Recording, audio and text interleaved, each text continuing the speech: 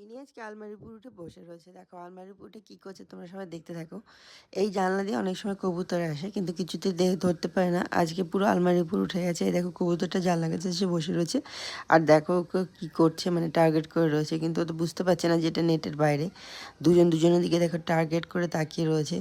আর বেচারি ওদিকেও বুঝতে পারছে না এদিকে ওর জন্য কী অপেক্ষা করছে। যদি জানলাটা কি কোনো রকমে খোলা থাকতো তাহলে তো আজকে হয়ে গেছিলো। দেখো একদম ঘাপটি মেরে বসে রয়েছে মিনি কবুতরটাকে ধরবে বলে।